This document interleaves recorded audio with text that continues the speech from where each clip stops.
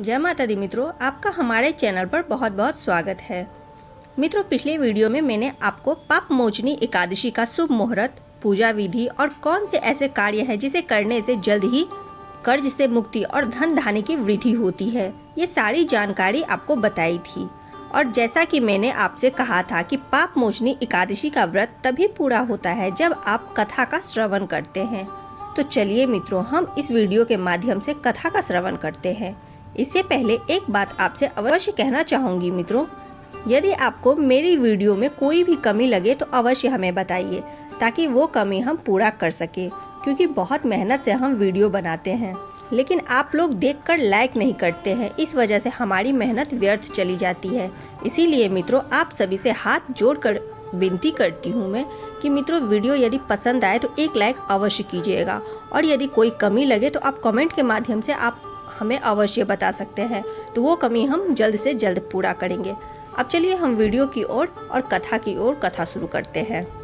यूँ तो सभी एकादशियों के व्रत पापों को समाप्त करके अनंत पुण्य प्रदान करते हैं, परंतु चैत्र मास के कृष्ण पक्ष की इस एकादशी का व्रत तो जन्म जन्मांतरों के पापों को नष्ट कर देता है। सभी प्रकार की समृद्धि, सुख और मोक्ष प्रदायक है। इस एकादशी को भगवान विष्णु की पूजा आराधना करने का शास्त्रीय विधान भी है। अब तक सुनाई हुई कथाओं के लिए भगवान वही प्रश्न एक दिन महाराज मानधाता ने लोमन ऋषि से पूछा था। तब लोमस ऋषि ने उसे जो कथा सुनाई थी वही मैं तुमसे कहता हूँ, ध्यान पूर्वक सुने।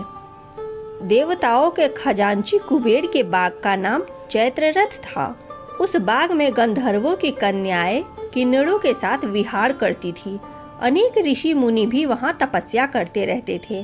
स्वयं देवराज इंद्र भी चैत्र और वैशाख मास में देवताओं सहित वहां आकर क्रीड़ा करते थे। वही अपने आश्रम में मेधावी नाम के एक ऋषि भी तपस्या करते थे। वे शिव के परम भक्त थे। एक दिन मंजू घोषा नाम की अप्सरा ने ऋषि को मोहित करने का विचार किया। वह भय के मारे उनके समीप तो नहीं गई, परंतु दूर बैठकर वीणा पर मधुर गीत गाने लगी। उसी समय कामदेव भी मेघावी ऋषि को जीतने के लिए वहां आ पहुंचे। उन्होंने उस सुंदर अप्सरा की भौहों को धनुष, कटाक्ष की डोरी, नेत्रों को संकेत और कूचों की कूड़ी बनाकर मंजूधोहा को सेनापति बनाया। मेधावी ऋषि भी युवा एवं हष्ट-पुष्ट थे और साथ ही यज्ञोपवीत तथा दंड धारण किए हुए ब्रह्म तेज से युक्त थी। मंजूधोषा ऐसे सुंदर ऋषि को देखकर उनकी सुंदरता पर मुग्ध हो गई और अपने गीत, चूड़ियों और नुपुरों की झनकार तथा नृत्य और हाव भाव दिखाकर मुनि को रिझाने लगी। कुछ समय तक यही क्रम चलता रहा और अंत में कामदेव ने ऋषि को पराजित कर दिया। फलस्वरूप ऋषि मंजू घोषा के साथ रमण करने लगे और काम के इतने वशीभूत हुए कि उन्हें दिन तथा रात्रि का कुछ भी विचार नहीं रहा। इस प्रकार बहुत दिन बीतने पर एक दिन मंजू घोष बोली, हे मुनि, मुझे बहुत समय बीत गए हैं, मुझे बहुत समय हो गया है, अब स्वर्ग जाने की आज्ञा दीजिए। तब मुनि बोले, आज इसी संध्या को आई हो, प्रातः काल होने तक चली जाना।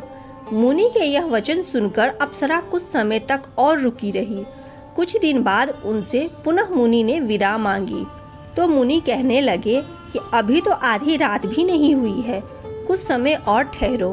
अप्सरा ने कहा, महाराज, आपकी रात तो बहुत लंबी है, आप जरा स्मरण कीजिए कि मुझको यहाँ पर आए हुए कितने वर्ष बीत गए हैं। उस अप्सरा की यह बात सुनकर मुनि ने समय का विचार किया। ज्ञात हुआ कि अप्सरा के साथ रमण करते हुए उनको 57 वर्ष, 7 मास और 3 दिन बीत गए थे। यह ज्ञान होते ही वह अप्सरा उनको काल के समान प्रतीत होने लगी। मुनि अत्यंत क्रोधित हुए और उनकी आंखों से ज्वाला उत्पन्न होने लगी। वो बोले, मेरी कठिन परिश्रम से की गई तपस्या को तूने नष्ट कर दिया। तू महापापिनी और दुराचारिणी है, तुझे धिक्कार है, तूने मेरे साथ घात किया है, इसीलिए मैं तुझे श्राप देता हूँ कि तू पिशाचिनी हो जाएगी। मुनि के श्राप से मंजू घोषा उसी समय पिशाचिनी हो गई। वह भयभीत होकर मुनि से प्रार्थना करने लगी, हे महाराज, इस श्राप का किसी प्रकार निवारण कीजिए। अप्सरा के दीन वचन सुनकर मुनि बोले, अरे दुष्ट, यद्यपि तूने मेरा बहुत अनिष्ट किया है, परंतु फिर भी मैं तुझे श्राप से मुक्त होने का उपाय बतलाता हूँ।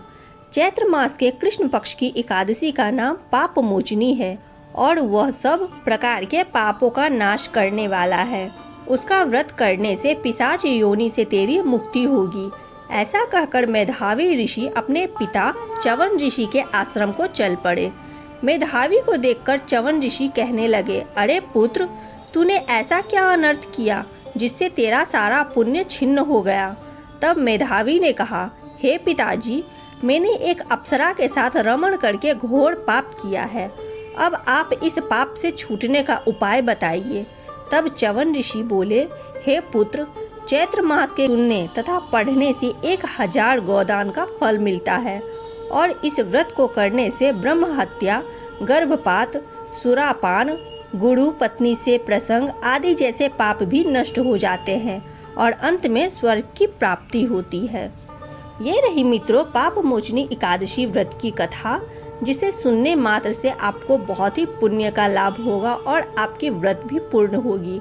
वीडियो पसंद आई हो तो वीडियो को एक लाइक अवश्य कीजिएगा। चैनल पर पहली बार आया है तो चैनल को सब्सक्राइब करके बेल घंटी जरूर दबा दीजिएगा, ताकि आने वाले इसी तरह के महत्वपूर्ण वीडियो की जानकारी आपको सबसे पहले मिलती रहे। अब मिलते हैं नई वीडियो में नई जानकारी के साथ। तब तक के लिए जय सिया राम, जय बागेश्वर धाम।